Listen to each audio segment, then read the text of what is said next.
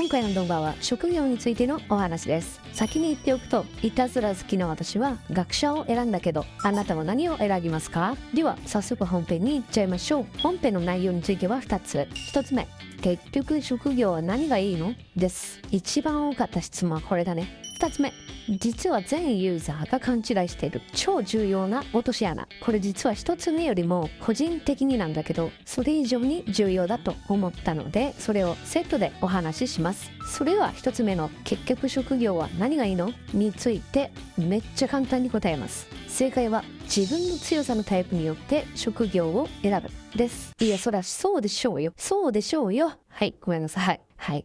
簡単に言い過ぎたかな。いや、でも自分のステータスの振り分けを正確に把握できてない人、実は多いと思います。なので、自分の強さのタイプによって職業を選ぶ。これが正解です。ちなみに以前出した動画の3つのタイプの強さについてまだご覧いただいていない人は、ぜひその動画もご覧ください。それでは本題に戻って、ここから7が3つの職業についてめっちゃわかりやすく解説しながら順番に説明をするから、あなたに最適な職業をここで見つけてね。ちなみにこの動画を全部見た後は、自分がどの職業が一番いいか分かるようになるからご安心ください。それではめっちゃ簡単に解説します。最初の職業はこちら、ナイト領主。一人で戦旗を掲げ、やがて戦軍マンバーを率いる。ナイト領主は戦闘に参加するものというだけでなく、勝利をもたらす存在でもある。この乱世において伝説となりたいなら、戦争の流れを変えたいのなら、ナイト領主が唯一の選択となるだろう。スキルに関して、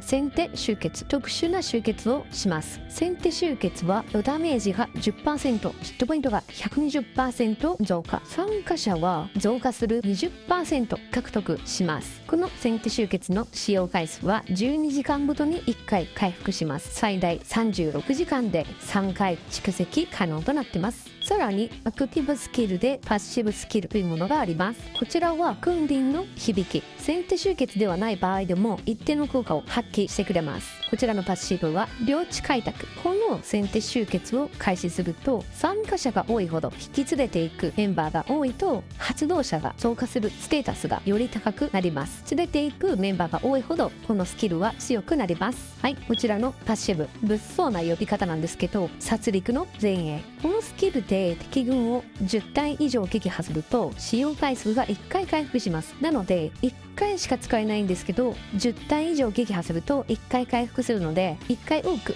攻撃できます。はい、こちらのパッシブ、包囲突破。通常の集結よりも敵軍ですね、より多く対峙することが可能となっています。ナイト領主は分かりやすく言うと、自分からガンガン攻撃する人、 PVP をガンガン自分からしていく人専用です。農場主。農場主はこの乱世では戦争を選ぶ者もいれば策略を練る者もいる。そして農場主は全ての伝説の堅実な後ろ盾である。チームの欠かせない支えとなりたいなら、独特で強力な非力の飛躍で仲間を守り、戦局を変えたいなら農場主になるのが一種の運命であろう。スキルに関して、緊急収集。これは30分以内は攻撃と防衛時の戦死率が 30% 減少し、ダメージ軽減が 10% 増加し、負傷兵の治療速度が 30% 増加します。使用回数は12時間ごとに1回、こちらも最大3回まで蓄積できます。イメージとしては本拠地スキンのスキルみたいなイメージでしょうかね。はい、こちらもアクティブスキル。パッシブ、循環生産。職業施設は24時間ごとに非力の飛躍1個産出します。非力の飛躍はギルドメンバーの失った兵士を素早く回復できます。こちらのパッシブ、祝福の秘宝。集結に参加すると集結発動者の兵士攻撃力が増加します。ということで、ナイトの集結に参加する人は農場主の方がいいかもね。はい、こちらのパッシブ、薬草の共鳴。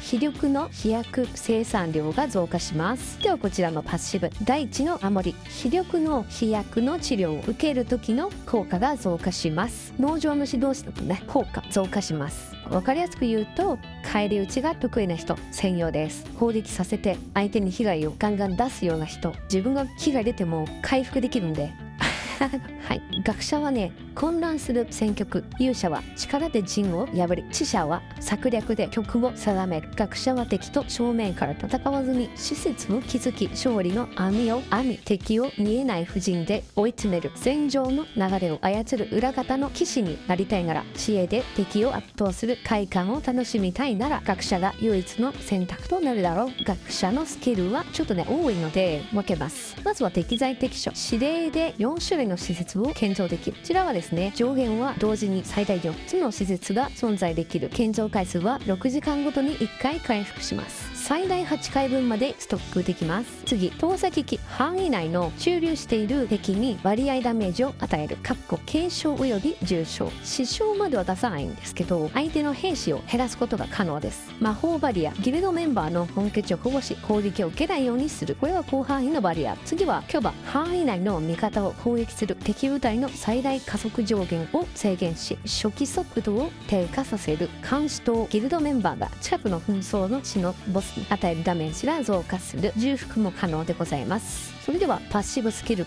いきます。こちらのパッシブスキルは投石機の攻撃範囲が拡大し、投石機の同時存在可能数が増加するとなってます。こちらのパッシブスキルです。魔法バリアの持続時間が増加する。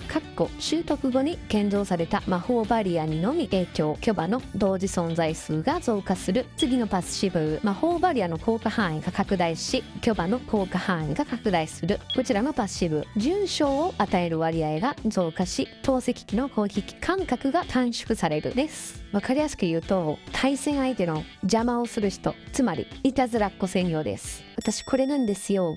このことを理解して自分に合った最適解、職業を選択しましょう。ちなみに私が選んだ学者は3つの中で一番楽しそうだったからです。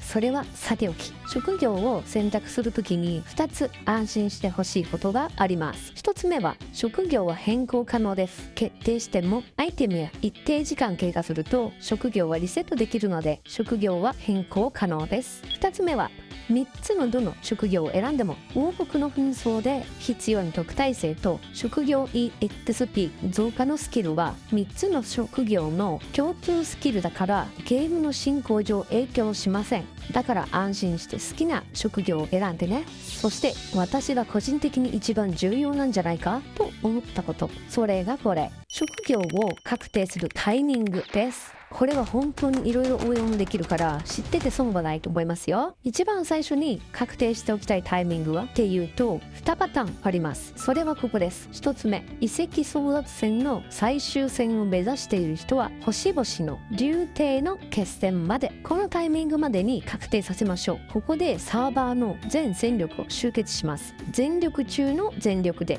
フルパワーのフルパワーで戦いましょうっていう、そんな時に職業どれにしようとか言ってたら遅いわってことにならないようにしましょう。本当に。2つ目、争奪戦とか関係ない人は自分の好きなタイミングです。いや、そりゃそうでしょうよ。そうでしょうよ。はい、ごめんなさい。はい、落ちたかな。まあ、思う存分職業は使い倒して遊んでね。元初代国王のナナでした。バイバイ。